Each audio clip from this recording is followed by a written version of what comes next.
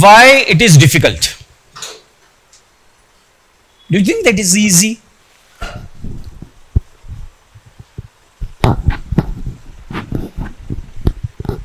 Anyone like thinking is not difficult, it is easy? Give one example. Oh.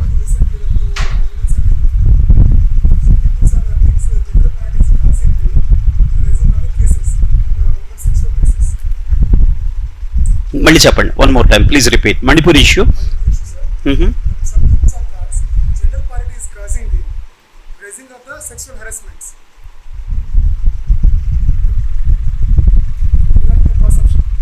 Okay. What are the factual information you know about the video? What the factual information you know about that? I just want to write. Okay. Conflict between two communities. Names. Okay. Right. Next. Okay. Sure.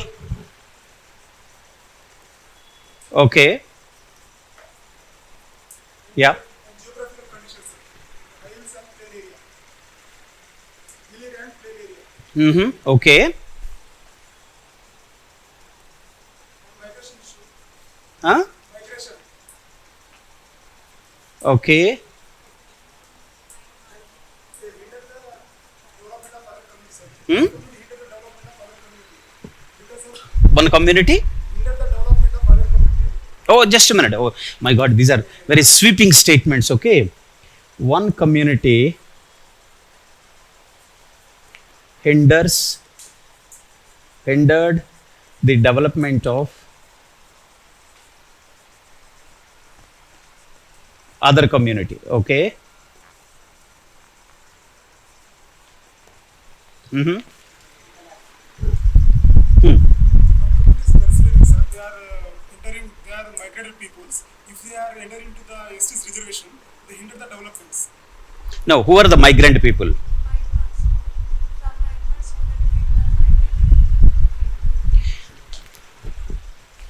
Migration from, okay.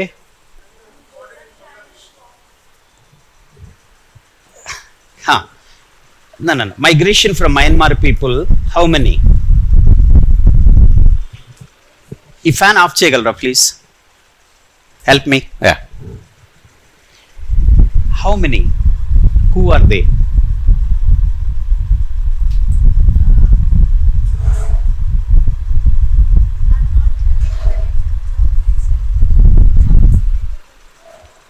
Okay, you have mentioned that the two communities, Meiteis and Kukis, the reservation issue, the geographical isolation, whatever, that migration, then one community hinders the development of other community.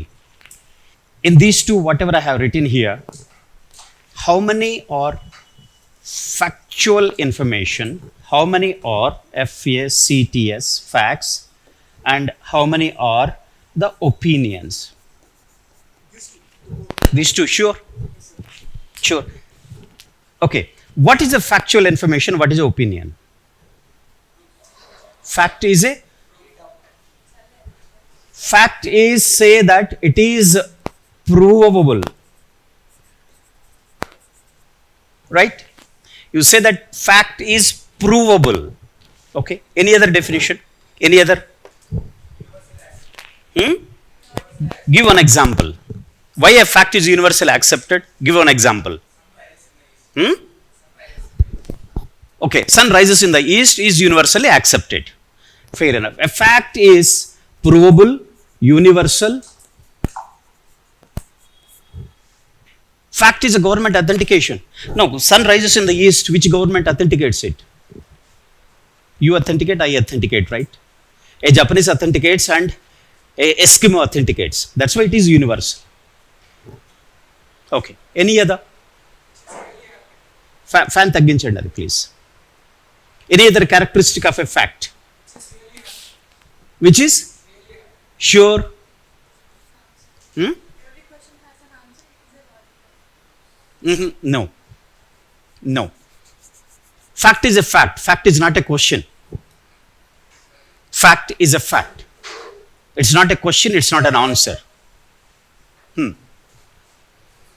Another characteristic feature of two identified, one is it is provable. Second one is it is universally valid. Any other fact? Huh? It cannot be changed. Okay, unchanged. Unchanged also means independent of time. So that which is changes is affected by time. So a fact is independent of time means it doesn't change with time. Now just tell me, your thing is, one community hindered the development of other community. Is it a fact or something else? Is it provable? Can you prove? Suppose a person sitting in Delhi or a person even within Manipur, if you ask some Manipuris, they say that no, I don't agree with this. So this is not the second test of a fact, that is universality, is failed. The third is the one community hindered the development of other community when? When? That time, is it in the 1947 or 1950 when the constitution is adopted, or in the 1970, 80, 90, as the time changes? So is it independent of time? This statement, is it valid with the time change? That's my point. So that is not universal.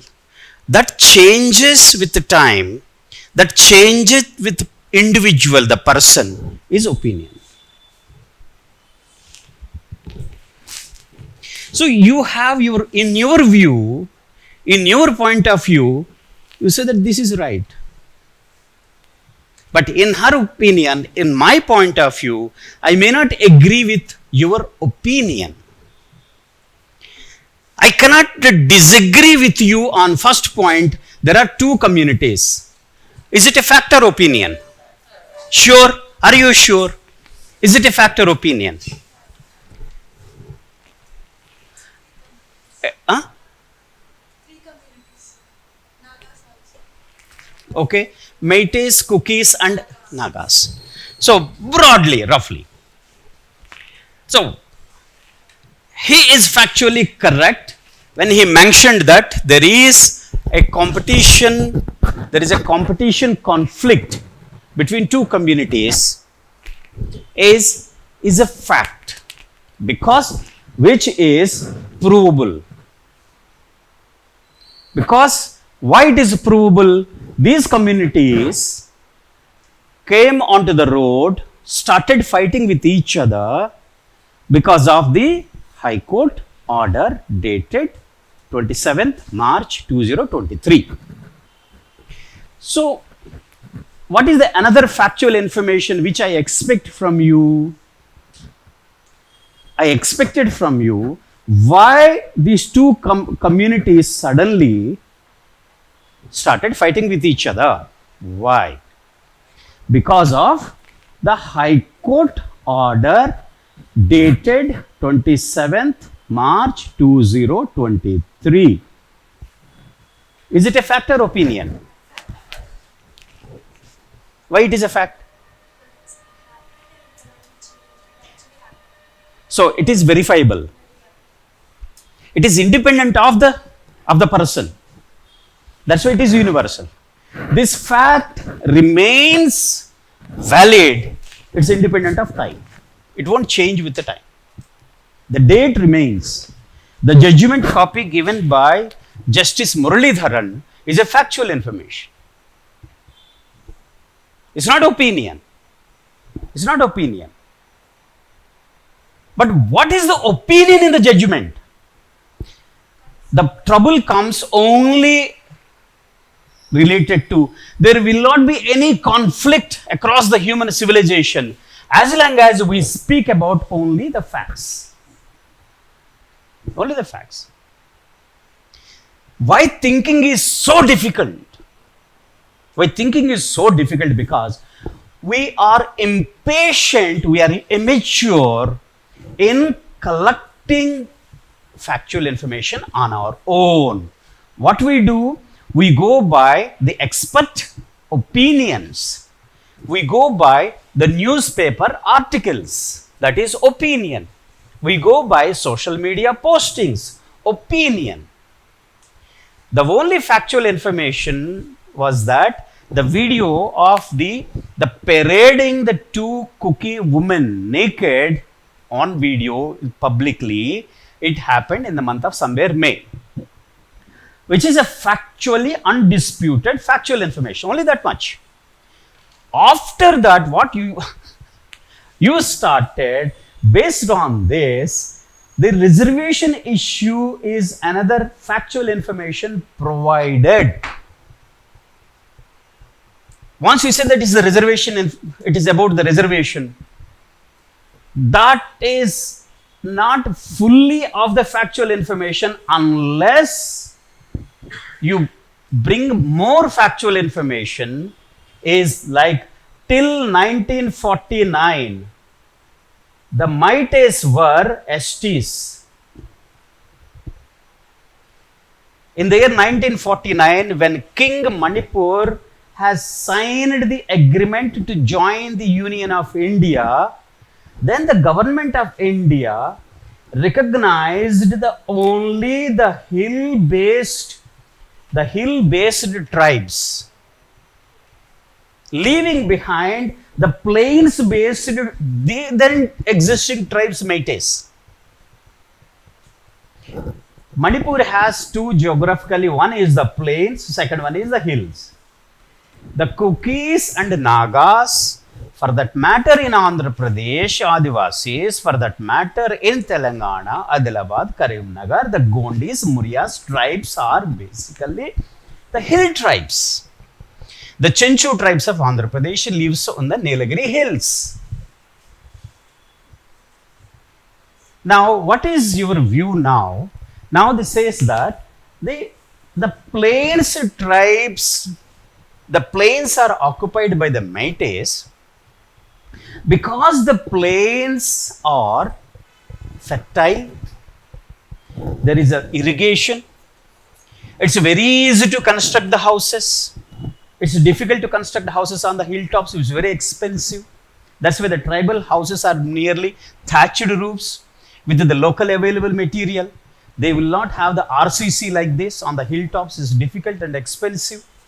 So economically, they remained backward. The hills. The same is applicable to all the tribes in all the scheduled areas. Whether it is Andhra Pradesh, whether it is Telangana, whether it is Madhya Pradesh, Rajasthan, or the Northeast. So the plains people are relatively advanced because of the availability of the resources.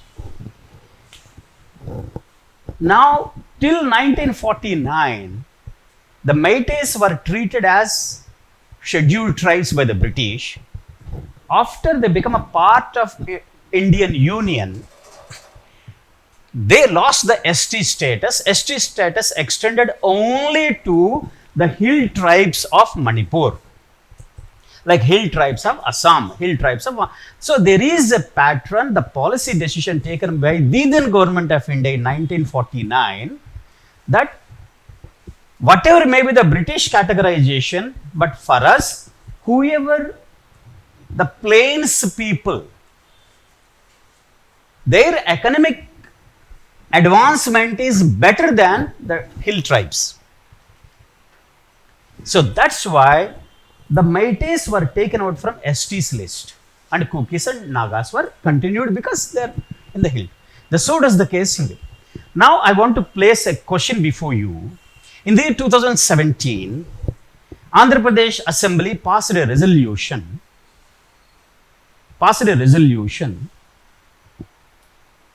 and sent this resolution to the government of India to consider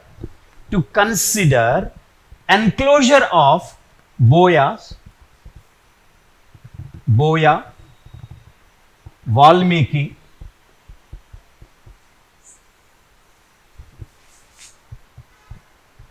of Andhra Pradesh to to include them in the ST list. Now, I want you to compare. Now, the Assembly passed the resolution 2017, Chandrababu Naidu was the CM. 2022 or 23, the Jagan Mohan Reddy also passed the resolution and sent it to the government to include the Boyas and the Valmiki. Now they are under BCA category. As a civil service aspirant now, see, forget that you are a student of a degree college or a university. This is the mindset which I am banging my head against the civil service aspirant. Stop thinking that you are a student. You are not here to learn. No, you are here to learn the art of thinking, which is the most difficult,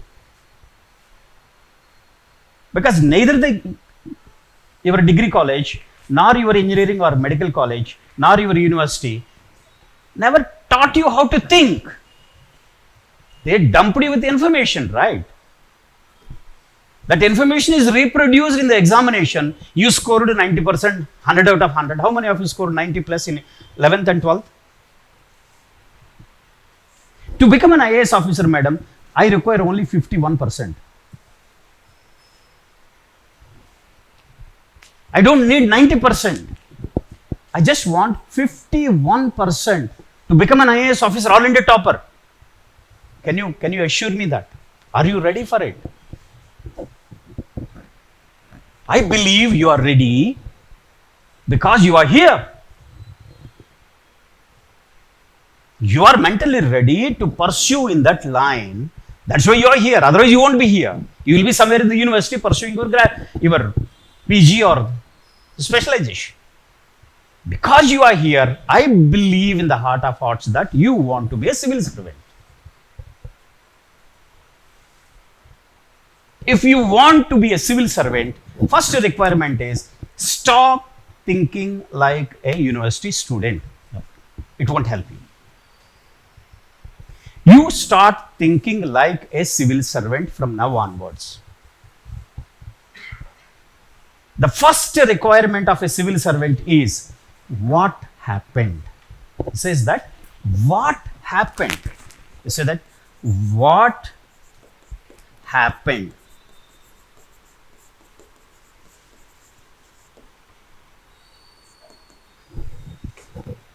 If you know the answer for this question, whatever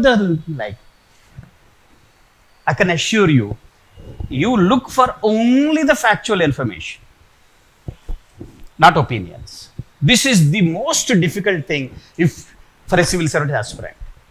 Because we are so engrossed, trained in reading others' opinion, others' notes. We hardly collected facts on our own. Now the question before you is,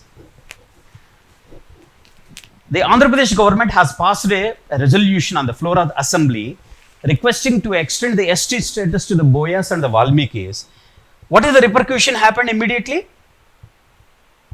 What were the repercussions? All the Adivasis of Alluri Sitaramarazu district of Upper Andhra, Uttarandhra, up in arms against the government. There was a Rasta Roku, that entire the Bandh for about 2 to 3 days. How can you extend this ST reservation to them, which is meant for Adivasis? No. The AP government says that there was one man committee has studied the lifestyles of the Boya and the Valmiki. The committee name I'm forgetting. So as per the committee recommendations, they are entitled to get the ST. Tell me, as a civil service aspirant, is there any similarity between Manipur situation and Andhra Pradesh situation? Is there any similarity? That is what called the thinking. That's why it is difficult. Thinking is difficult because this exam demands you start thinking. Thinking is not spoon feeding, please. If anybody is spoon feeding, beta, beti, aisa padho na, aisa likho na, and he or she is doing injustice to you. He or she is not prodding you to think. At least start think. Whoever gives you spoon feeding approach, that means they are taking you away from civil services success. He is not or she is not helping you at all. Why? Why it is difficult to crack this exam? That's what I was discussing with our Manjunatha ji. Why there is, I'll take one question, UPSC question. You have any old question papers? Anybody? Any question papers? No? Read one question, no problem, from there. Discuss how emerging technologies Discuss how emerging technologies and globalization contribute to money laundering, elaborate measures to tackle the problem of money laundering, both at national and international levels. both At national and international international level. At the end of the question in the bracket, nothing, sure. 250 words. That's it. No, the word limit. Exactly. Why the UPSC is the only exam in India has introduced either in 150 words or 250 words. 150 words 10 marks, 250 words 20 marks. Why?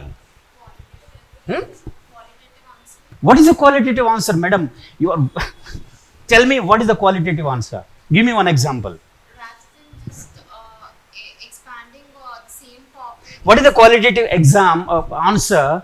Compare this Manipur with Andhra Pradesh. Give me your answer in 150 words, qualitative answer. What is that quality you are referring to? We get stuck because we never taught. We never taught, neither in the college nor in the university, this skill of writing our answers in 150 words or 250 words. If I tell you, madam, write an essay on the same topic, what is organized crime, what is women empowerment, write essay in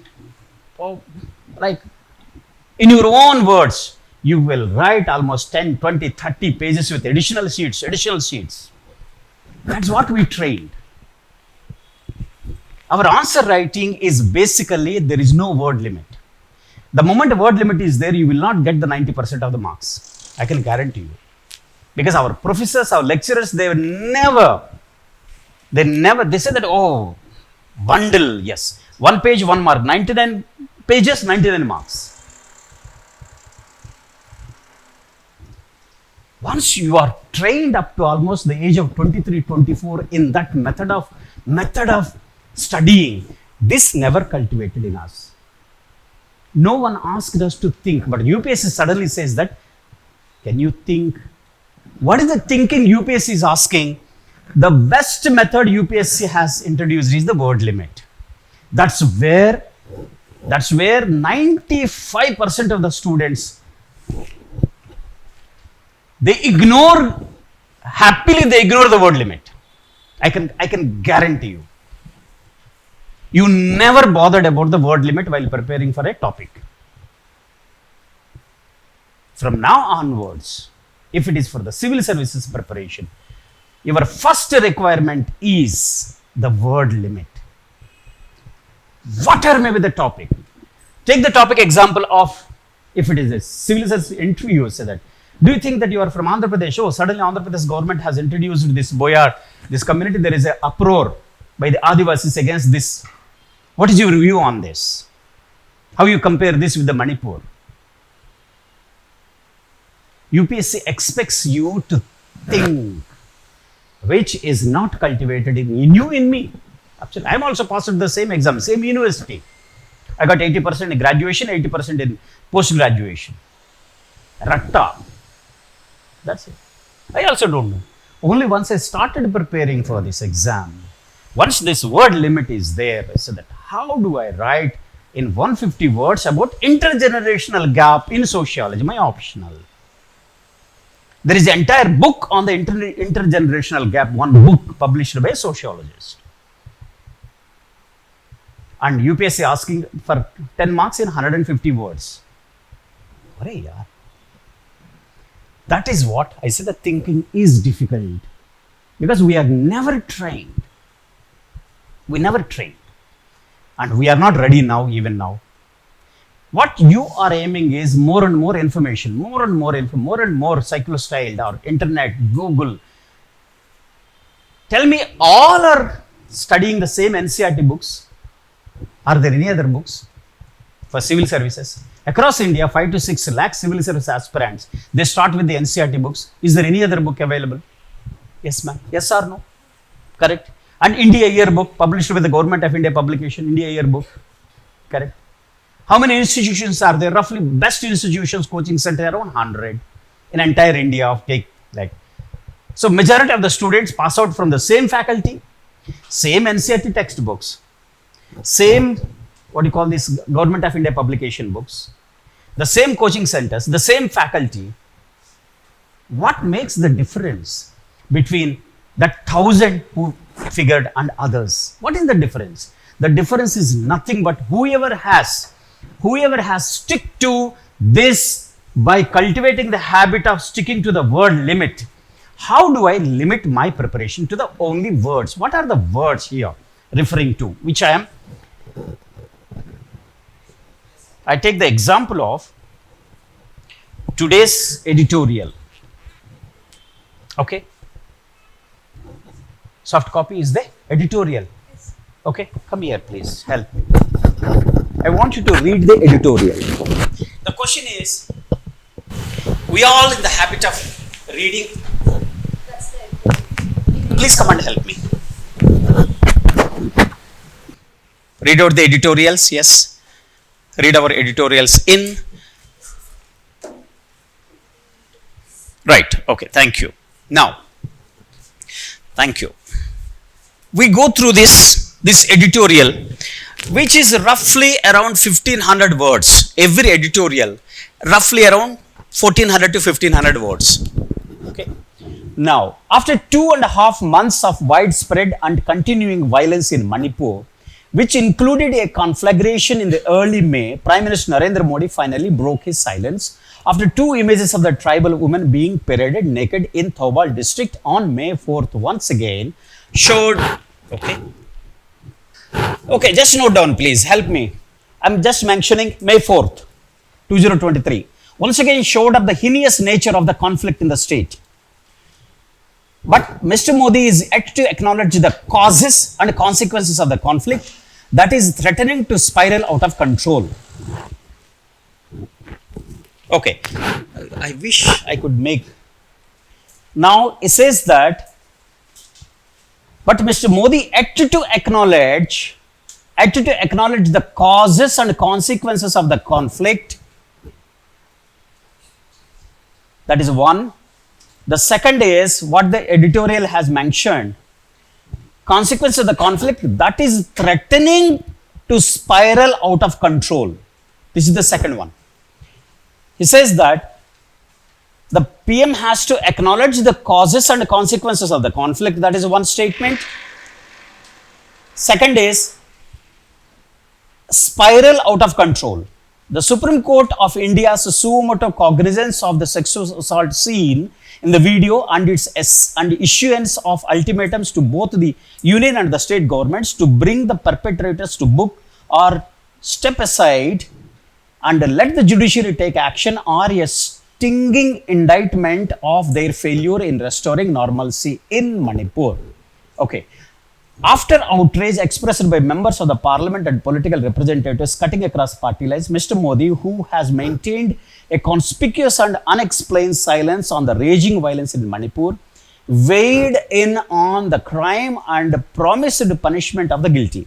for a leader who has always sought the limelight and the need to dominate the airwaves. Mr. Modi's stand on the Manipur violence till now had betrayed an insouciant attitude towards the crisis in the state. The renewed attention on the Manipur conflict has finally led the state government to promise that it will bring the perpetrators to book, but the events of the last 2.5 months reveal a significant gulf between the Meitei and the Kuki Zo communities. So now, a gulf between Meitei and Kuki Zo communities. Please note this one. Steps towards reconciliation would require much better leadership than what the much touted double-engine government of Bharatiya Janata Party has offered so far. This is another statement. Despite Home Minister Amit Shah's visit to Manipur in the late May in the aftermath of the conflagration, there has been a little movement on getting the displaced people back to their homes or ensuring a reduction in the ethnic hostility. Sporadic incidents of violence continue to boil the state maybe.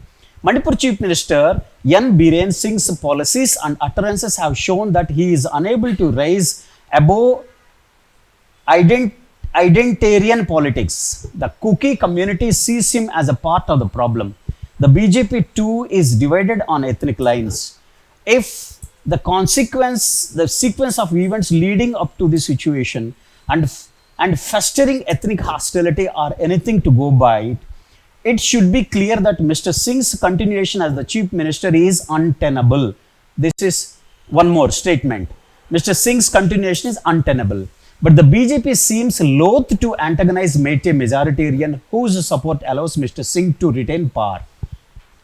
While Mr. Singh's government has finally sought to take action against the crime committed on May 4th by arresting 4 men following the outrage, more needs to be done to reverse the hostile situation, replacing Mr. Singh with a less controversial leader who would allow the civil society representatives from different ethnicities to begin reconciliation and peace initiative in the earnest.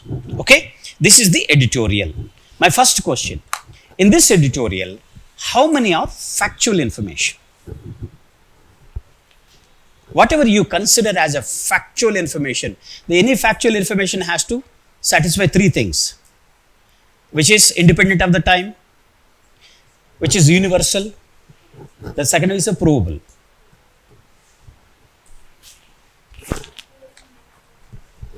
Tell me what is the factual information in this? May 4th is the factual information. It won't change. Okay, second one. Meitei and cookies. The second. Okay, next.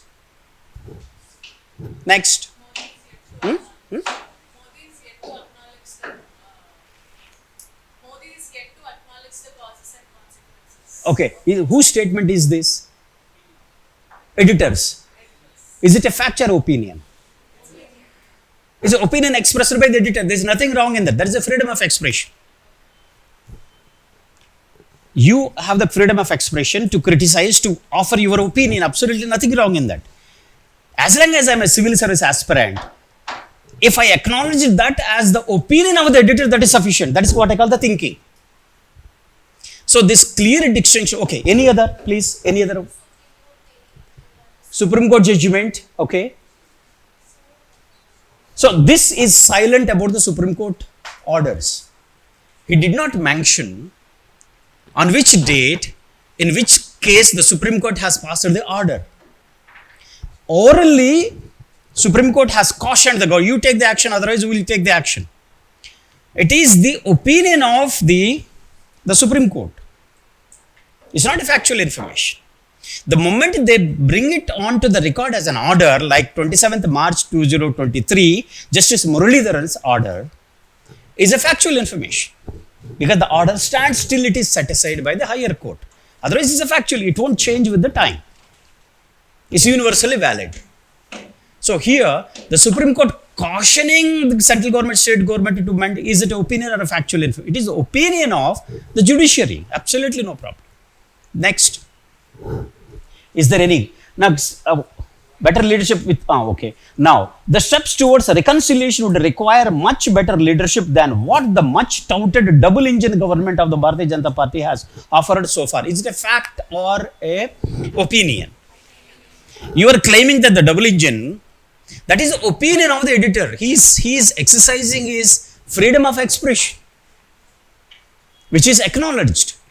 That is for a common, a normal, ordinary reader like me. Not for a civil service aspirant.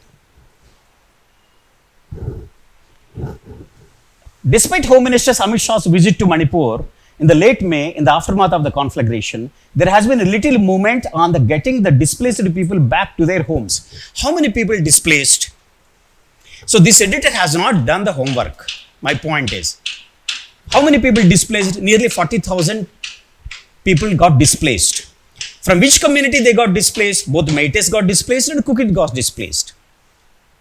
How many of the 47,000, how many are the Meiteis got displaced? How many houses of the Meiteis got gutted? How many Kukis houses are gutted? That is the factual information. Editor is silent about the factual information, because he wants to express his opinion. Absolutely nothing wrong in that. He wants to exercise his freedom of expression as an editor. So when it comes to the civil services preparation, you should be extremely careful about the opinion of a person and the factual information. You have to rely on the factual information to express your opinion. The next question, my point is like this. You collect as many factual information as possible from different sources. And I expect you to arrive at your own opinion. I am interested in your opinion, not the NROM's or editor's opinion. I am not interested in him or her opinion. What is your opinion? Because you want to be a civil servant. Start thinking like a civil servant from now onwards. It begins with accepting and looking for only factual information. That is the first requirement. Identify a topic of your choice. Surf Google, read the newspapers, attend to the classes. Even if I'm not sharing any factual information with you, I'm giving my opinion. I'm not training you properly, as simple as that. You should be extremely careful about this distinction between. As long as I confine to the factual information, then let us form our own opinion based on the factual. You may agree, may not agree with my opinion, but you can't disagree with me based on the factual information. So in this editorial, as a civil service aspirant, for me, not more than 2 to 3 factual information, where I generate more factual information. What are the factual information? I say that has been little movement on getting the displaced people back to their homes or ensuring reduction in their ethnic hostility. The number of cases, like on the Manipur website, on the Supreme Court's intervention, the Manipur state has submitted the factual information to the Supreme Court. How many people are displaced community-wise? 47,000 and odd. Out of that, how many Meiteis, how many Kukis, how many Nagas, how many other non-tribals like Nepalis, the Muslims, they're also there. Next, how many camps are established? Next, how many schools are used as rehabilitation centers? Then how many dead bodies were recovered and kept as unclaimed dead bodies? Maybe around 100 dead bodies are still unclaimed, unidentified dead bodies. There is a shortage of doctors for conducting the post-mortem examination on these dead bodies. So that is what called the factual information. The best source of collecting factual information is Supreme Court cases. That is because I can't mislead the Supreme Court by giving false affidavit. It amounts to perjury. I shall give facts, only facts, nothing but facts. So make it a habit as a civil service aspirant. Follow the Supreme Court judgments, not opinions. So what the media that they highlight the oral observations of the judges. It's not factual information, please. It's not factual information. As a civil service aspirant, I expect from you, identify the factual information in this. Form your own opinion based on the factual information. In the absence of this, how many camps are there? Each camp, male, female, children, which community they belong, that is silent. Then this information is useless to you. It's a statement, little movement on getting the displaced people back to their home. Little movement means what? It's an opinion expressed by of the editor, which is of no use to me. Next is sporadic incidents of the violence continue to boil the state. Means he says that not a rampant. The very fact that sporadic incidents means one here, one there, one there. So indirectly, this editor is acknowledging that this is not out of control. He says that still he says that I read that sporadic incidents of violence continue to, like, obviously, yeah. Next is Manipur Chief Minister Biren Singh's policies and utterances have shown that he is unable to rise above the identitarian politics. What he mentioned, the identitarian, he is a Meitei. Every chief minister has his own community, yeah. That is the reality in India. Just because he belongs to a particular community, that community is at loggerhead with the other community. That's why that is the pure opinion of the editor. He is exercising his right to freedom of expression, as simple as that. It is not useful to a civil service aspirant. For us, extremely careful about the extreme views expressed by either leftists or rightists. Extremely careful about. The BJP is too divided on ethnic lines. How? What is the evidence to prove this BJP too is divided on ethnic lines? How many BJP MLAs are there? There are 37 BJP MLAs in this, out of 60. Out of this, there are 18 from the plain tribe belt. Out of that, one is a Muslim. Then 16 are general categories. 3 are from Kuki. In the absence of that, how do you say that it's divided on ethnic lines?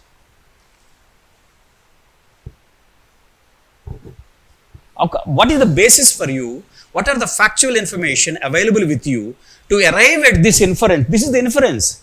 His editor is thrusting on us. He said that BJP is divided on ethnic lines. Based on what? So he is expressing his strong opinion without collecting the factual. Be careful about this. Do homework. Visit the website of the Manipur State Assembly, 12th Assembly session, 60 MLAs, all 60 are in place. BJP has 38, the NPP has 5, then Congress has 5 or 6, Independent 3, Nagar Nationalist Party 2, 3 they are there. That is the factual information. You give the factual information and offer your opinion. The BJP too divided on ethnic lines. I have no problem. Without giving that, if you say that, come to the inference that he is taking us for granted. He is keeping us ignorant about the factual information. That is only my reservation. I express my very strong reservation about this statement that without doing the factual, the homework. Any BJP MLA has spoken to you that we are divided in ethnic lines. You mentioned that. Particular MLA, particular MP called the editor and expressed is that. So extremely careful that you are not an ordinary student. I want to impress upon you one point. The very fact that you have chosen this path, your entire thinking has to totally transform. That is the most difficult challenge before you, dear. It's before you. You are taking the exam, not me. Are you ready or not? The question is, if this is the Manipur, the ethnic clashes is for 150 words, and here the editor has provided us almost 1500 words. This I give you as a study material to you. Okay, Manipur conflict, editorial Hindu, today's paper, you read it. I'm misleading you actually. I'm not guiding you on the civil service lines. I'm doing disservice to you because I don't know how to prepare for this exam. Be careful these type of, whoever dumping the information with you, big question mark. Whether this faculty is touching only the factual information about the topic, welcome. That's my thinking is difficult because whoever is strong on the factual information from the day one, from today itself, for you to write in 150 words or 250 words, you require only 2 to 3 factual information, that's all. Nothing more than that. One para, one factual information. The cookies are, what is the factual information I'll give you about this Manipur? Like, we'll take the example as what are the factual information I'm looking at regarding the Manipur conflict. We all know Meitei, Kuki and the Nagas. This is the major tribe. It does not mean that it's a monolithic. Nagas have nearly almost another sub-tribes within the Nagas. Kukis, within the Kukis, there are sub-tribes, almost 17, 18 sub-tribes, depending upon the locality, depending upon the language. Among the Meiteis, majority of the Kukis and Nagas converted to Christianity. Majority of the Meiteis are either practicing Hinduism or their Meitei faith.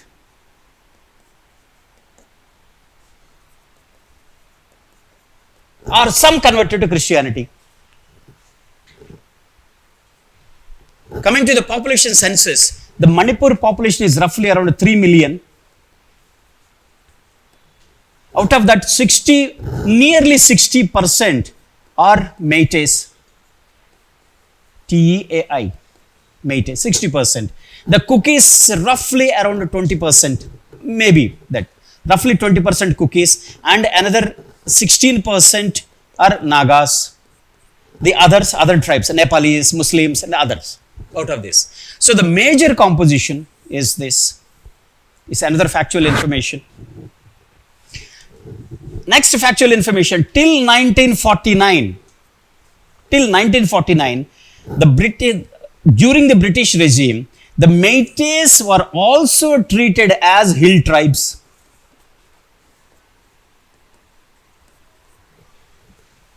Till 1949.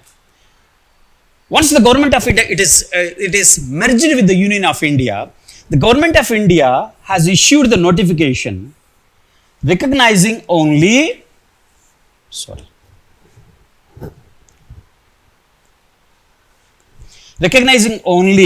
Nagas and Kukis as the hill tribes,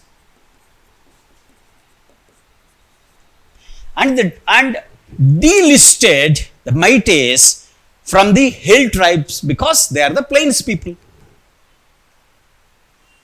So there is an objective criteria, one of the criterion to enlist a particular group as an ST or not. One of the criteria is the geography, where you live.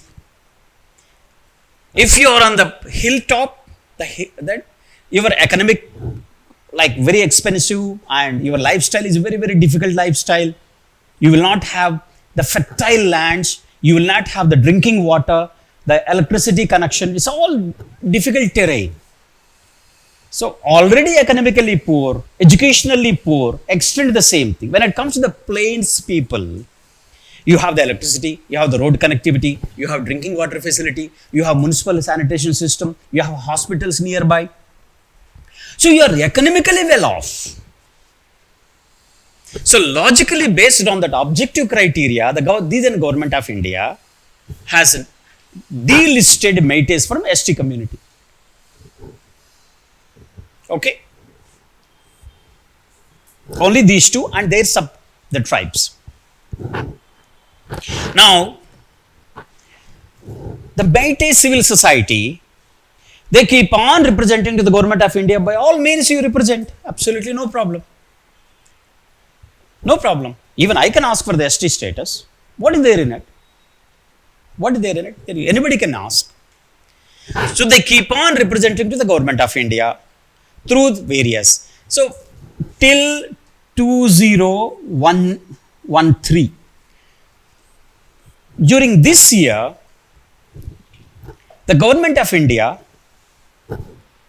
has referred back the representation of the Meitei community to Manipur government in 2013, 10 years ago. So that offer your comments. Offer your comments whether the Meiteis could be considered for the ST inclusion or not. Nothing wrong in that. Now, the Honorable Judge in the order dated the 27/3/2023, after a decade, this issue is lingering on from 1950 onwards. Almost, how many? 73 years? 1950, 73 years lingering on. Lingering on. They keep on representing, and the Government of India, Minister of Tribal Affairs has sent back that representation back to us, Manipur, in 2013. Now they say that why you have taken a decade, even then you have not addressed the issue. That is the judgment order. It says that it's lingering on last 10 years. And I order you to decide in 4 weeks.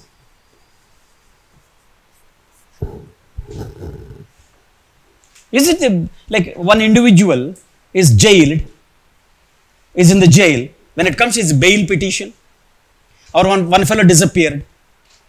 So to find out where this guy is there, you by all means, yes, you give time frame, 1 month, 2 months, 4 weeks. Like, this is the issue for the last 70 years. It's burning issue. And no government has taken, see, 1950 onwards up to 2014 or 2018, Congress was ruling the state.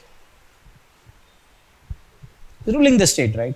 I think last year or last tenure and this tenure is the BJP came to power.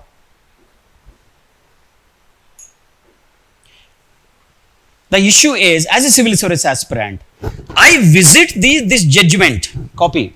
The factual information is, what is the Justice Muralidharan's observations in this order dated 27/3. As a civil service, whether it is useful to me in the examination, I am not bothered. But I shall think through this entire, to think about the Manipur issue, I need factual information, not the opinion. This editorial is not helping me in my thinking here. He is asking, think like me. The editor is asking us to, you think like me. Why? I don't want you to have independent mind. No need of you thinking. It's my thinking, this is sufficient. He said that next on ethnic lines, if the sequence of events leading up to the situation and the festering ethnic hostility are anything to go by, it should be clear that Mr. Singh's continuation as the Chief Minister is untenable. Means it's a political statement. Here is an editor is giving a political statement. It is his opinion. I have no problem. But this is not useful to me to think about the Manipur as a civil service aspirant. 150 words or 250 words. So extremely careful about editorial or the opinion. The center page is opinion, right? Next is, be careful about the thinking is required here for simple reason. You are capable of thinking like him, the editor. Perhaps maybe you come up with a better argument, provided you have the facts with you. He concealed the factual information. My only point is, how many factual information he placed in it before you? Only 2. One is the date, May 4th. That's all. After that, there is no factual information. All are his statements, his opinions, which are not suitable for a civil service aspirant like me. No. Are you ready for this thinking exercise? Is the question before you. It's before you, not for me. You think for your rank here. You think for your job. For your own sake, you start thinking. To think, you require tools. My only request is collect as many tools as possible. Tools are nothing but factual information. That is the point which I want to highlight. That's why this exam is a totally different from other conventional examinations. The UPSC beauty is that introduction of the word limit is a huge challenge before you, mark my word. In the exam, 180 minutes, you go blank and you will experience it. You will go blank, you don't know where to start, what to start. Because you are engrossed with so much of information given by others. You hardly left with any time to think and form your own opinion based on factual information. Whoever is strong in the factual information. In the recent 2022, the selection, 23 finalist, one gentleman, he got 21st rank. I was listening to him. His only core area, the strong area in his preparation is he prepared the small slips. He prepared the small slips of factual information, nothing else. Nothing. Manipur issue, by all means, I prepare. What he did, he prepared this 1949, then 2023, the representation, 2023, the judgment copy. Judgment copy was also not acted upon. Then there was the ethnic clashes between. What was the reason for the ethnic clashes? I want to know, because you have no clue about the Manipur state. You don't know anything about the Manipur. You don't know any factual information about the Manipur. What are the factual information about the Manipur? I'll flag some issues before you. I gave you population figure is one.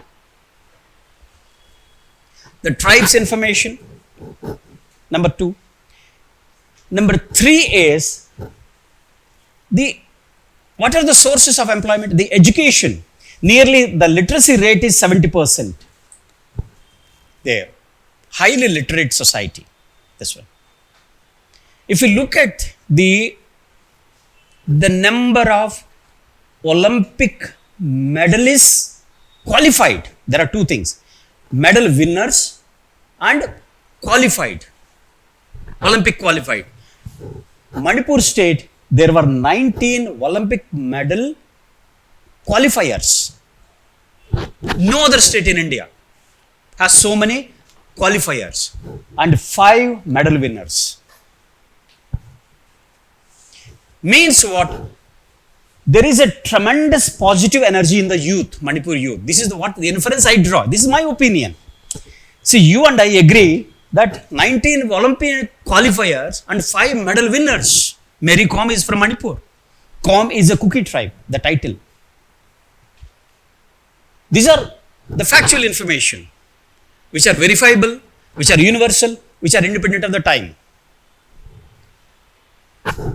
What is the thinking you think about only this statistics? I want to listen from you. What inferences you could draw despite the best of the what do you call this, the infrastructure in Punjab and Haryana.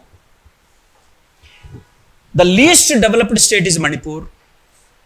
Infrastructure wise, sports facilities wise, sports trainers wise, equipment wise, medical facilities wise, it is the least developed. Yet 19 people got qualified to participate at the Olympic level. What happened to the Andhra Pradesh, Telangana? As an Andhra, I want to ask here. As a Telugu guy, I want to ask how many Olympians you produced.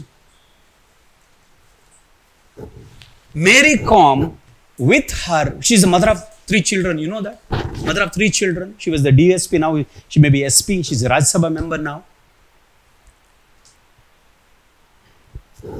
She became the youth icon of Manipur. Who is our youth icon? Telugu people, who is the youth icon? Tell me. Chiranjeevi. Ram Charan is our youth icon. With due respect to them, they never asked me to treat them as a youth icon. Tendulkar is my youth icon. PV Sindhu. Like, okay, PV Sindhu is, yeah, she proved her mettle. She proved her mettle, I'm very, very sure of. But compare her with Mary Kom. Whom do you admire most and why? Why? Because of the poverty, because of the lack of opportunities, and mother of 3 children. Here is the best of the world-class facilities, the stadium, best of the coaching, sponsor money. The best of the sponsor money is available at your like. So she emerged as a youth icon of India. We all know, we never met, but yet Mary Kom means, yes, I admire her. So what inferences I could draw is your opinion as a civil service aspirant from this factual information. What inferences you draw, I'm interested in that. Are you ready to do this mental exercise? This is what I call thinking is difficult. Because we never trained in thinking. Based on the factual information. Some more factual information I'll give. If you go into the Métis or the Plains people, the Cookies or the neighboring hills. If you look at the Manipur geography, Manipur is Imphal. Imphal is the valley. All surrounding the Imphal valley, Chura, Chandpur districts, other districts, there is a hill range. The Cookies are predominantly occupied these hill ranges, which is adjacent to the Imphal valley. And further hill ranges is Nagas. This is Nagaland.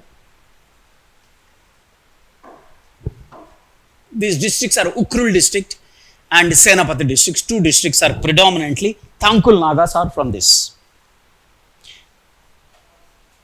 From this. Traditionally, there was a rivalry between the Nagas and the Plains people during British time. There was a continuous war between the hill tribes of the Nagas and this is Myanmar. This is the border is Myanmar, this side. The Imphal valley is a Métis. Because of the plain area, irrigation, agriculture, the Métis, they started administering this entire Manipur. They become the kings basically. They become the traditional kings. But they are at constant war with the Nagas.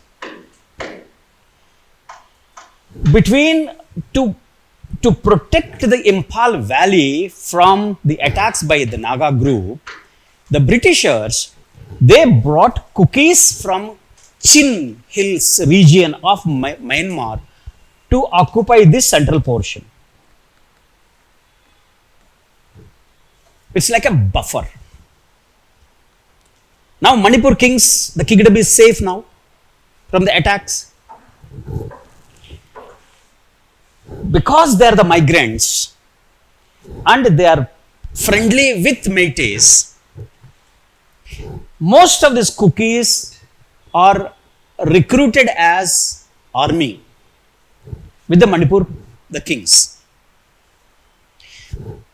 Because Métis doesn't, they know very well that they cannot survive the onslaught of Nagas without this buffer zone. This is how the geography comes into picture. So now the Cookies are on the hill types. Hill types is a small geography, is a very tough terrain. The hills and the valleys, that's all, except this Imphal valley.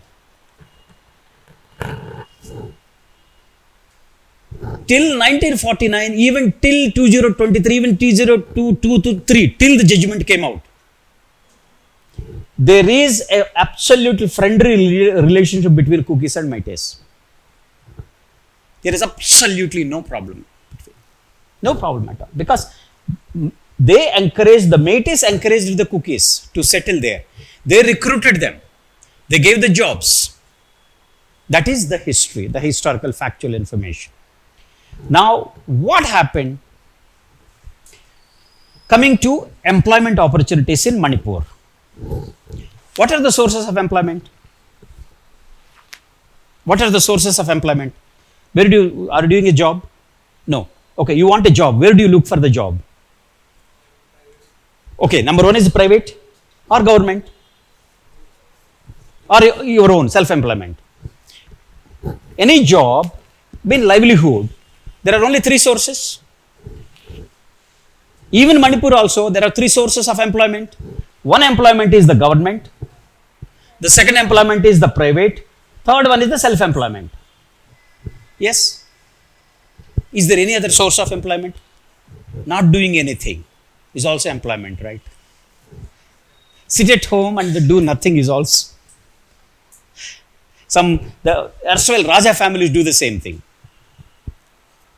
They do nothing, but amassed wealth. So there is another employment. Okay, now in Manipur, except the Imphal Valley, because of the remoteness, there is no road connectivity except one road connectivity from Barak Valley, from Assam to Manipur. You enter from the very one road. There is only one road connectivity, the National Highway 42 or something. Please verify that factual information. That is the only route which supplies the rice, supplies the essential commodities to entire this. There is only one. If you are an industrialist, madam, if you want to establish a software company, okay, what are the things you look for?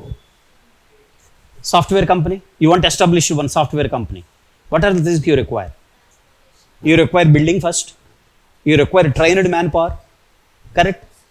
Skilled manpower. First is the building, whatever may be. One is you require building. The second one is the skilled manpower, qualified manpower. And third is internet connection. You don't have the buildings. This private, you want to establish a software company in Imphal Valley, you require a building is not there. You require internet connection which is intermittent because of the power shortage. So no private company established there. So private industries are almost zero. Suppose you want to start your own company, your own self-employment. What is the thing you require? You require for the skills, right? You want to make pickle and beautifully packaging it and you want to send it abroad. That is your self-employment, right? You have to have the raw material. You have to have the marketing connection. Sitting in Hyderabad, sending it to Dubai is easier than sitting in Manipur and bring it to the nearest airport. From airport, only the air connectivity. From Imphal airport, it has to go to the Delhi or Hyderabad to send it to. So cost escalation. So neither the self-employment nor the private employments are there. So the only source of employment is left what? Now suddenly his lordships, he directs the government to consider extending the ST reservation to the Meitei in 4 weeks. The only source of employment for these cookies or Nagas is government jobs. How do you feel? I want to ask. Please tell. If you are a cookie or a Naga, how do you feel? I'm asking. Huh? You feel betrayed, yaar. My only source of employment is the government. I'm on the hilltop, you're staying in somewhere in the remote area where there is no education facility, no schools, yet you prove in some metal and you're eligible for a government job. And for the same government job now, a plain-based guy, a Boya or a Valmiki, who is occupying the plain lands in Rayalaseema region, he has a wherewithal, he has a livelihood. Whereas the Adivasis sitting on the hilltops in whatever the backward scheduled areas, no road connectivity, no hospitals, no internet connectivity, no schools. Teachers won't go to Adivasi schools to teach them. They are STs. And here next to the Anantapur, next to the Kadapa Karnool belt, you are having the access to hospitals. Connectivity is there. Whom do you recommend ST status? You just tell me first. That's what the civil services objective thinking. in the interview while you're preparing your presentation with this factual information, is it so difficult to write in 150 words or 250 words? Just tell me. Compare this with which one helps you in writing 150 words. I want your objective answer for that. Either this or this one. I have not shown any sentences here. This is what I call, I want you to prepare the small slips. This is exactly this 21st ranker, I'm forgetting his name, Telugu boy. He did the same thing. What he did he read this editorial, but prepared his small slip of, if factual information is there, he collected. Otherwise, no. He discarded. Are you ready for this? The purpose of this session is not to give you any, no, I'm not here to give you any subject. No. The subject is, only thing is, are you ready for your own journey? You have to be ready. You have to prepare. And it won't happen overnight. It won't happen. It is in your hands. That's why I bought this book. How many of you have Atomic Habits by James Clear? Smallest of the changes. What the book, all thing is like this. Wherever you are, whatever your state of thinking, are you ready to become a civil servant or not? Only you have to decide. It's not my decision. It's not institution decision. It's not your parents' decision. It's you. Yes. I want to get into the civil services. The book says that start with the smallest of the tiniest of the change. What is the change when it comes to? Only you have to come up with your own. You scan your 24 hours of yours, how you are spending time. Your 24 hours.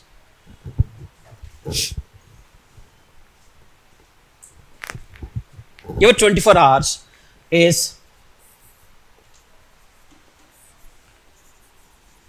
I am sleeping 8 hours, surfing the net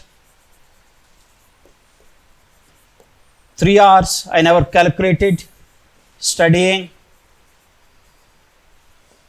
and the 4 hours, class, 4 hours, whatever it's like. You have to prepare your own time budget. This is the first change, the tiniest of the change I expect from any civil service aspirant. Where do I stand now, today? 24 hours common for all of us. What is that difference which makes my name figure in the select list and others is only one. Am I ready to re-examine my personal habits? As simple as that. Am I ready for this introspection? Am I ready for this absolute self-examination? Because self-examination is also thinking.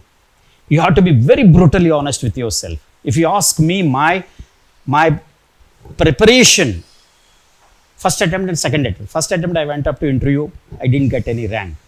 The second attempt, okay. Now, it was university days.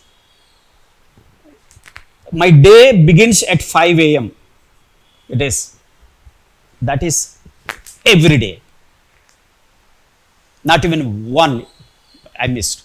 5 a.m. My body clock automatically says that I roll up my bed and then 5 a.m.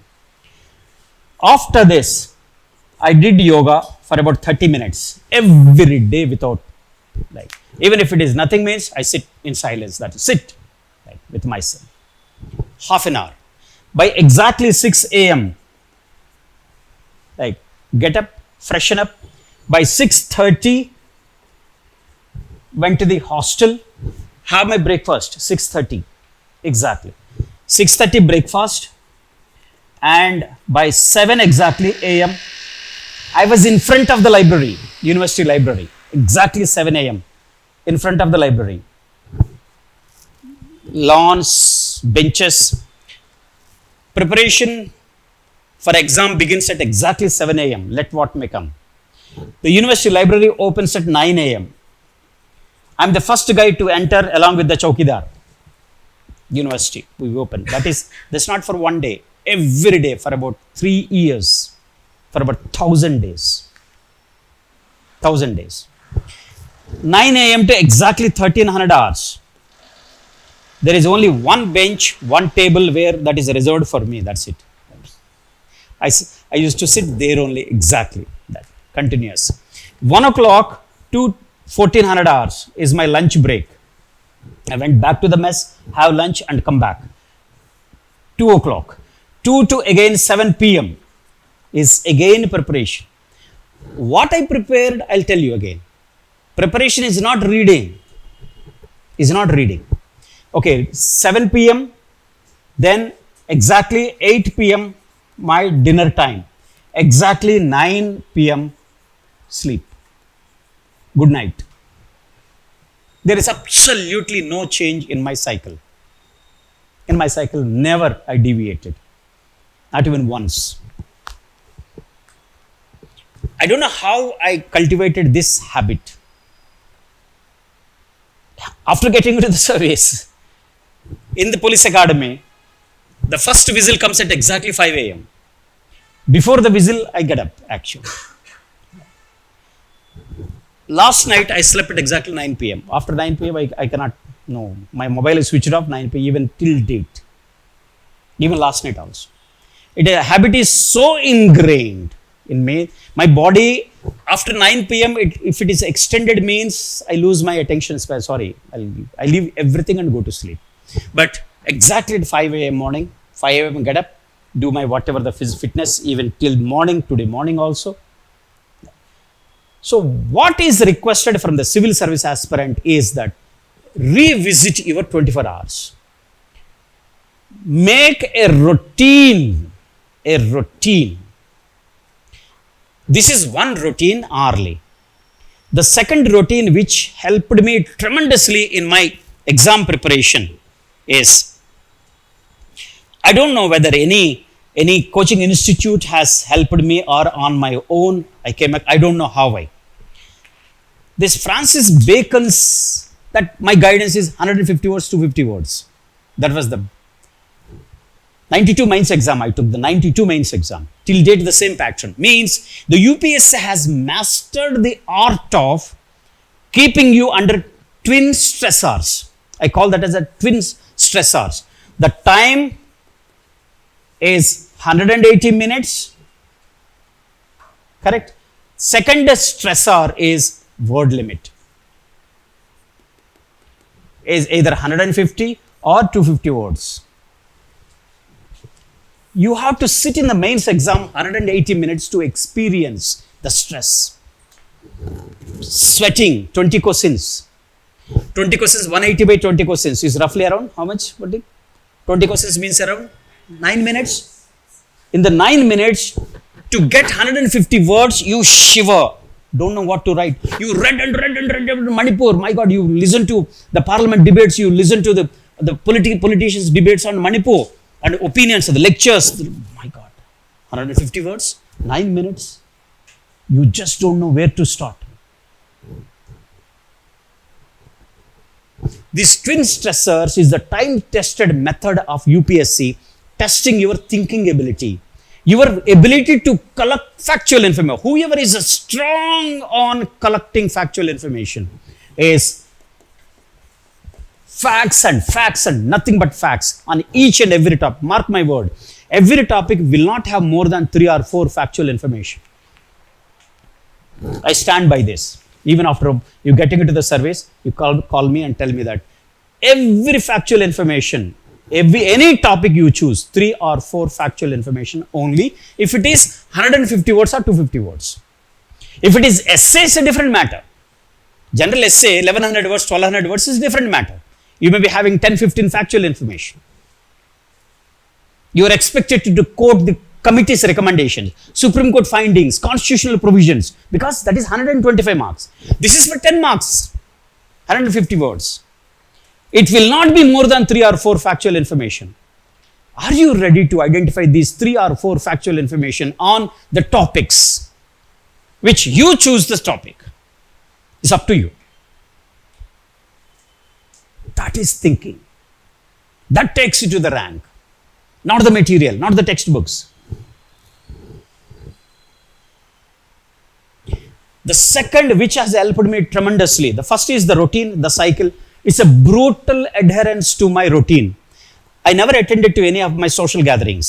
My mother and father don't know whether I'm alive or not. There he is in the university, that's all. I never attended a social function, whether it is marriage or any, no obligation, absolutely. Nobody knows where, they call me Hari. Where was he? Nobody knows. 3 years. What I did these 3 years, I collected only the factual information, written my own slips and slips, my own slips. If you come to my room, you see that the hundreds of slips. It's like Batalarastan Gadamanam. Small slips. It is, what do you call this? Sticky. Only sticky notes. Nothing else. One topic, the small topic means 3 or 4 factual information, nothing more than that. To arrive at this, enormous effort. That entire effort is basically to identify the topic, identify the factual information. You are lucky. You're sitting at home now with the Google is there, like to provide you information. Google will never take you to the civil services. Google will never take you to the civil service, mark my word. It gives you at best information, not even factual information. It gives you information. From that information, you are lucky, you can save a lot of time and collect the factual information. This is the one quotation which gave me All India 65th rank is, writing makes you exact, by Francis Bacon. This quotation, I made this the fulcrum, is the anchor point. This is the only point which helped me on tackling this time pressure, tackling this word limit pressure, the twin stresses, tackling my, like all those 14 hours of my preparation. If the material on sociology lecture is roughly around 2.5 hours of lecture,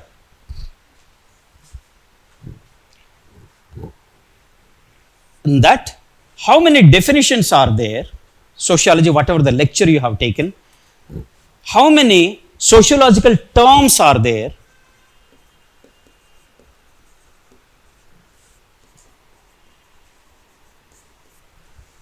Terminology, terms. Means, what are the terms here? Family is a term. Social is a term. Is a term. Ethics is a term in sociology. Morals, religion is a term. Culture. Is there anything new which we don't know? Is there anything new here?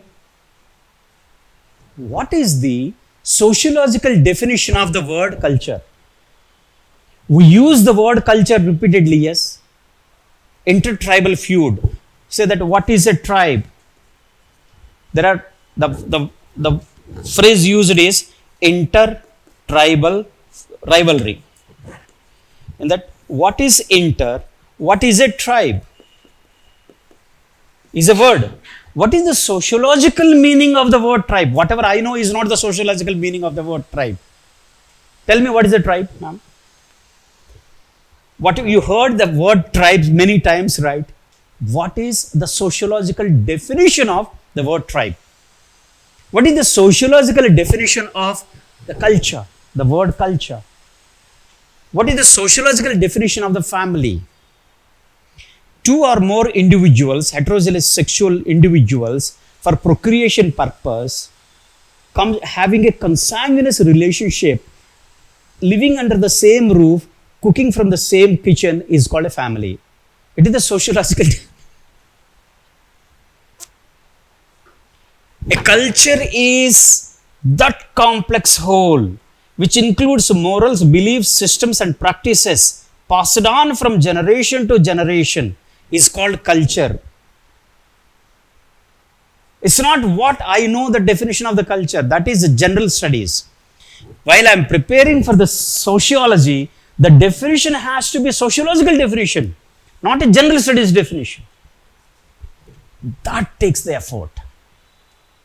So here, any term which I came across during my preparation, writing means I wrote almost, this is 92, I read the culture definition, religious definition, 92, my mains exam. It's almost 30 years, 92.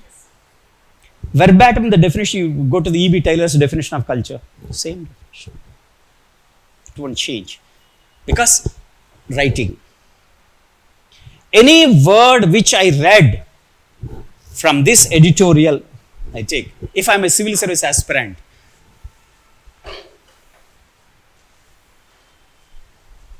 after 2.5 months of the widespread and continuing violence in Manipur, which included a conflagration, means what?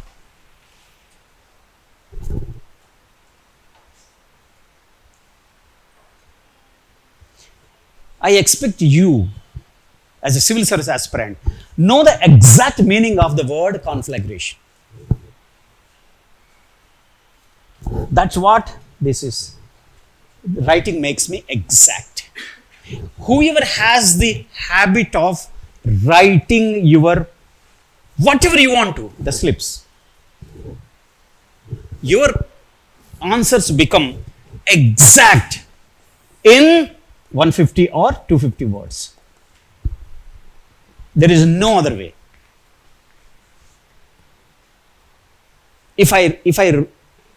That's why for these definitions, the first thing I did was the dictionary of sociology, the dictionary of economics, dictionary of geography, dictionary of political science. Dictionaries are there in front of me, absolutely, because I want to be very exact in my expression.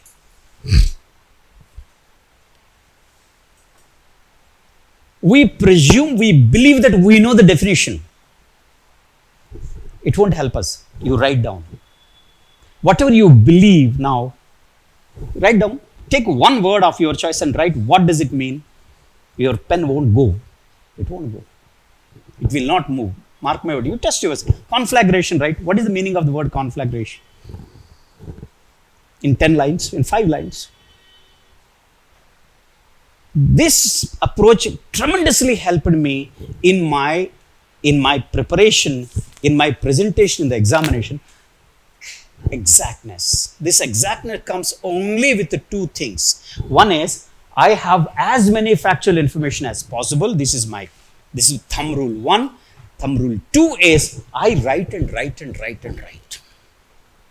The more the number of times I write, whether it is the committee name, committee recommendations, whether it is the memorandum of agreement between the government of India and another country, whether it is the agreement which is signed by the USA ICET, that is Indian Critical and Emerging Technologies agreement signed between US and India. Okay, ICET. It is there in the news.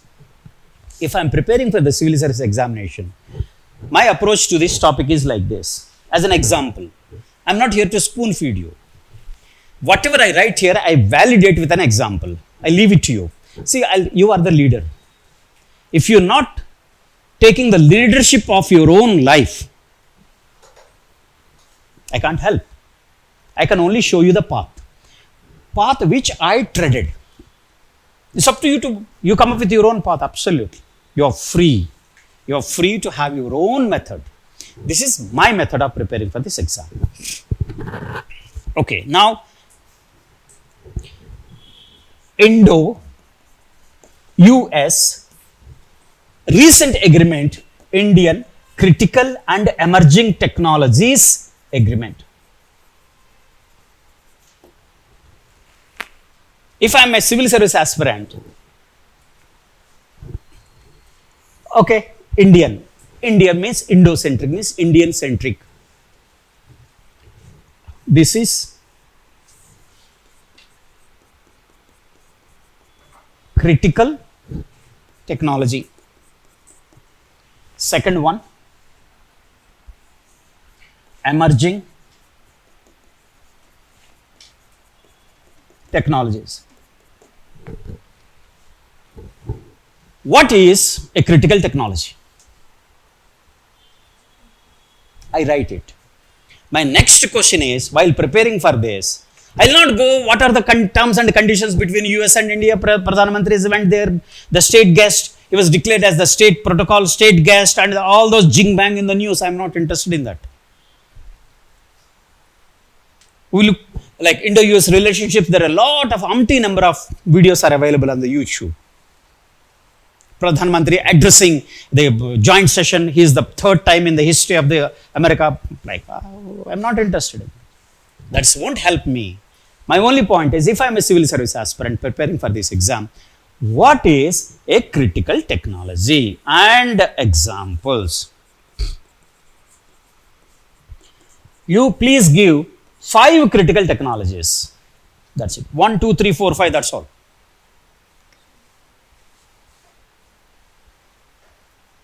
This is one slip. For me, I prepare this one slip. Critical technology. Space technology, then there is semiconductors, which is why it is critical technology. Now, question is, we have identified semiconductors. Why semiconductors or the space technology is a critical technology? Why it is critical? Why it is called a space, the semiconductors as a critical why? It's ordinary like any other technology, no? Why it is called a critical technology? Next question. I don't know. I want you to write the answer. Please write the answer. I want to see the slip. So, this is what the civil services, this is what I call the thinking. Once you have this, why semiconductors are so important, it is a critical technology because any digital device, that device is used either in the cars or in the spacecrafts. It has integrated circuits, ICs. These ICs are run only with the available of semiconductors. Without these semiconductors, you cannot have the cars or the self-driven cars or your superpower computers or your space technology, all other technologies where you are using now. Without this, that's why it is so critical for, because its absence affects 10, 15 other important technologies. That's why it is critical. Its presence is so critical because you are a critical person in this. Because your absence, I cannot take any decision. We 10 are decided to sitting and deciding something. No, yaar, we cannot decide because that person is not there. His presence is critical because his absence won't take you anywhere. That's how I understand. Why it is critical? Then what are the areas, like mentioned, 4 or 5 areas, critical technologies. Next is, what is emerging? Same logic. Why it is called emergent technologies? Means that technology which is not existing now, but surely it will emerge with the time. This is called AI. AI and related is basically, it is emerging technologies.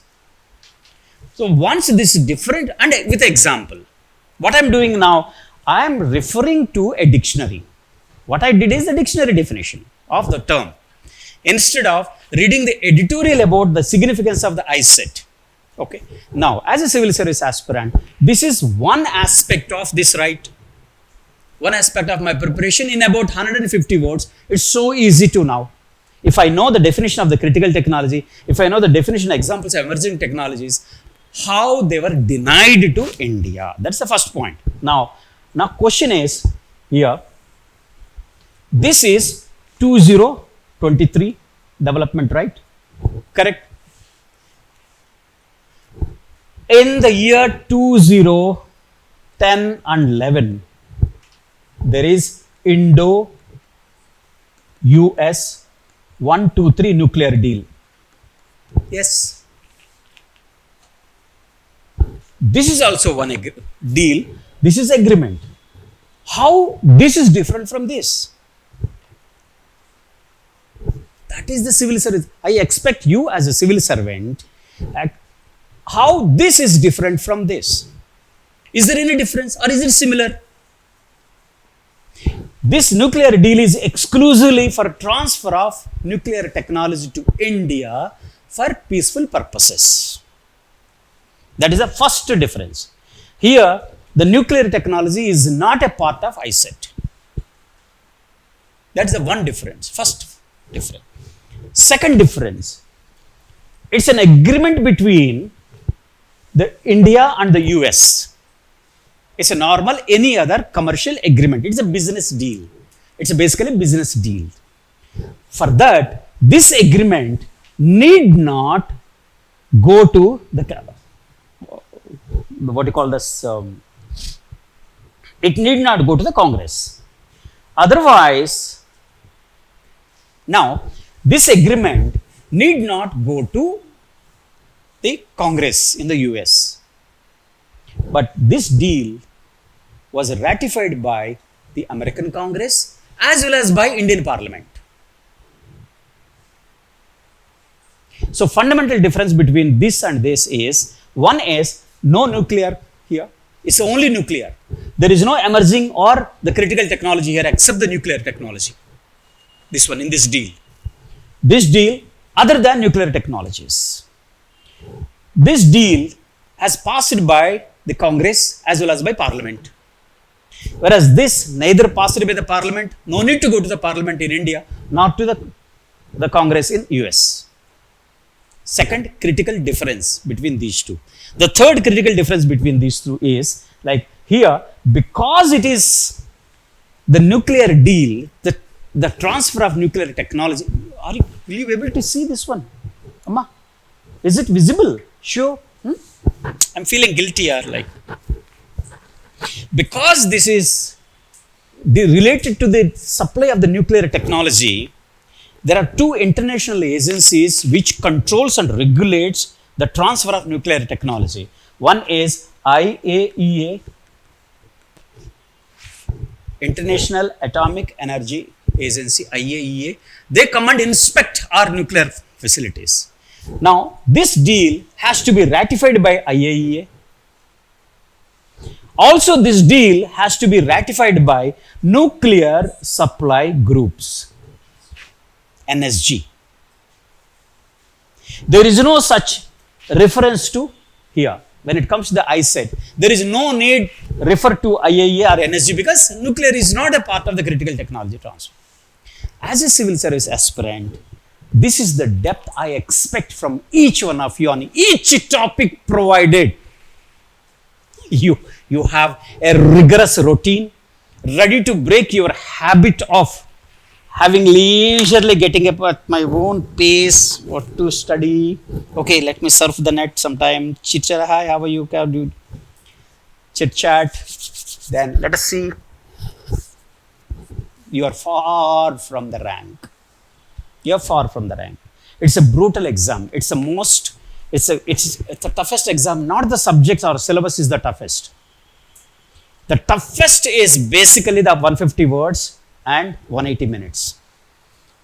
You come up with your own formula of understanding these two in 250 words here, as simple as that. I'm very sure with this available factual information, ISET versus this thing. This is the critical technology examples, emerging technology examples, then Indo 1, 2, 3 deal. The difference is one paragraph, reference to this, another paragraph, That's you bang on the exactness in your presentation. Is it so difficult to get 51%? Yeah, you all scored 80, 90%. I'm asking only for 51%. I'm very generous, you see. Are you ready for this? Are you ready for this rigor of? Because there is no guide here. You are on your own. Be selfish. This exam is highly individual centric exam. You are the leader. Your name is there, name is not there in the final list. You decide. Anything you want to know or ask before we close? Anything? Too many inputs? Too complex? Too many issues? Local administration is complicity because each local administration is also coming from a particular ethnicity. They are letting their own people to take up, loot the arms and continue all this thing. So the gap between the lawbreakers and upholders of the law is not there. Local administration is natural because their own people there are cookies and mateys, and absolutely this is correct. It is the bureaucracy acting with neutrality. Absolutely. This I fully endorse this. These are the observations. Because the local administration, the government servants are divided on ethnic lines. Divided on ethnic lines. It's not unique only to this state. The state where I served in Meghalaya, the same ethnic lines. It's a very strong bond. The tribal loyalty, in the sense that if I belong to a particular tribe, my tribal clan loyalty is supreme. Is supreme. You can't go against, you may go against the chief minister, but you dare not to go against your own clan elder. Dare not. That is there in their DNA. Manipur is no exception. No exception. Do you think that even Telangana, Andhra and mainland is exception? Are we so objective, neutral, impartial? The moment I see like you, like, अरे rowdy जैसा देख रहा है यार, क्या चाहिए, क्यों आए? I go by the appearance. I go by the skin color. I go by the dress. If I'm a rogue and with the tip top, is that yeah, क्या चाहिए? Yeah. But because of the gravity of the situation on hand, there is no foreseeable solution in any tribal conflict. It is my 27 years of standing in a tribal dominated state in Meghalaya.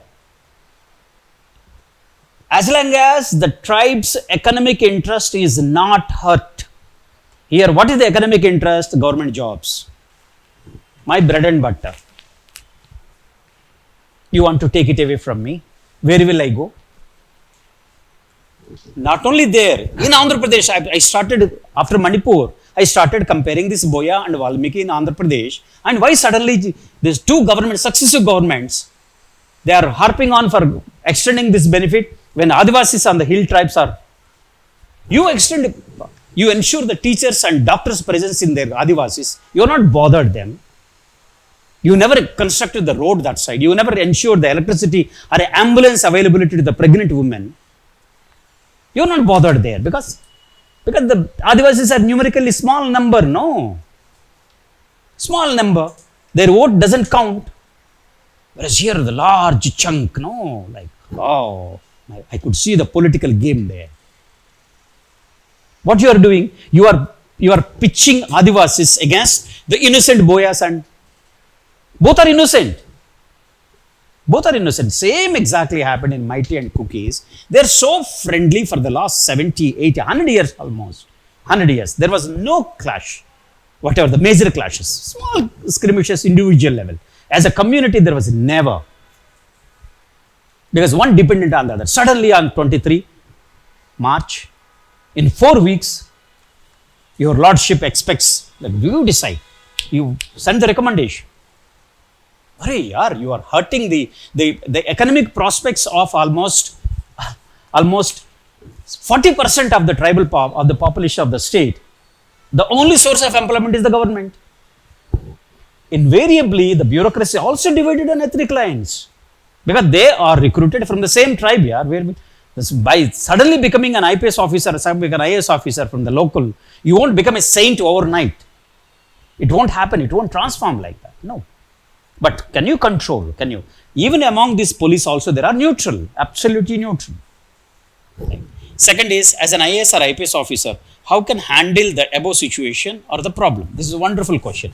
Absolutely, in any of these type of grave and extraordinary situation, law and order situation,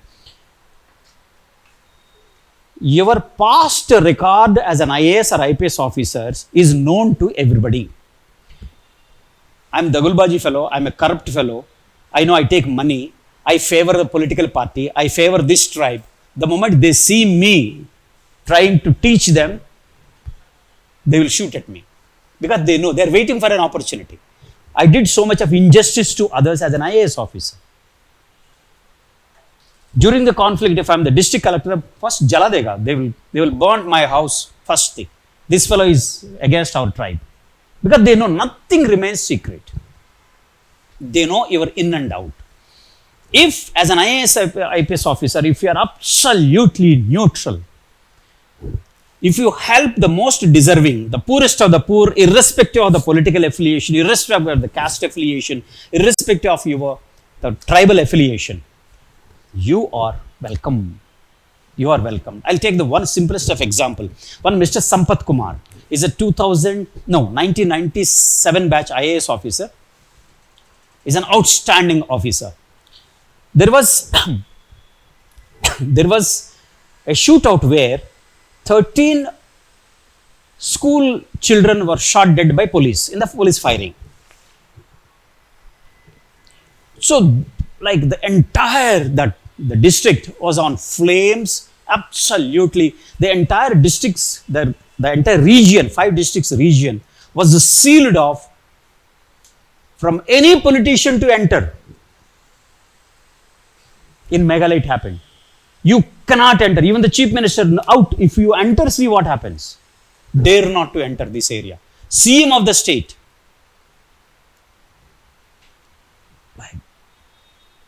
The only person they accepted as the district collector is Sampath that time.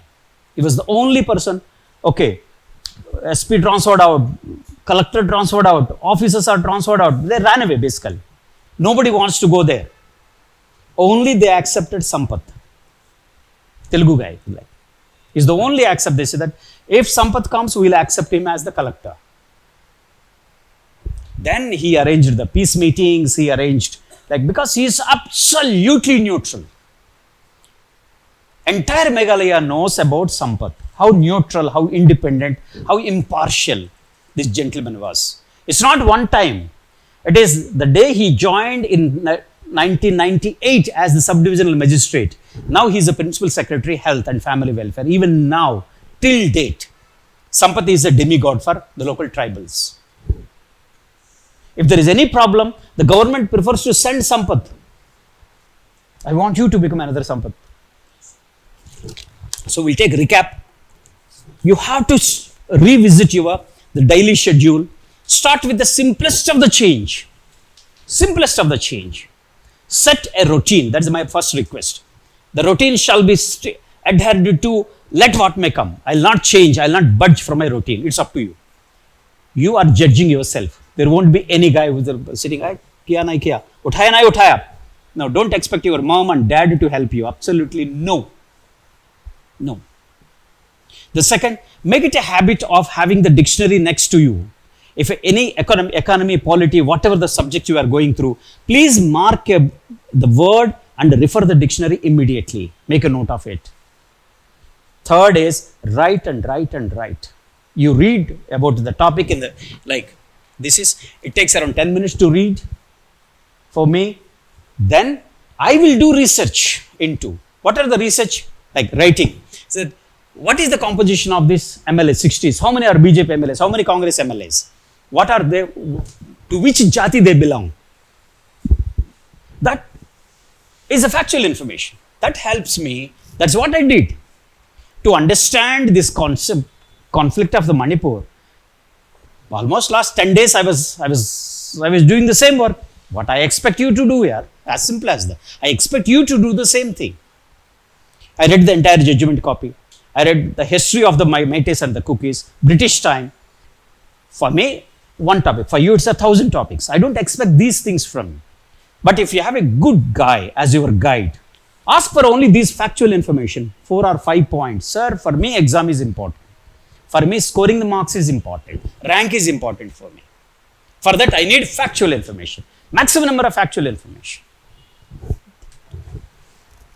Thank you very much. We'll stop it here. Anything you want to ask before we call it a day? Thank you. Anything? Any doubt?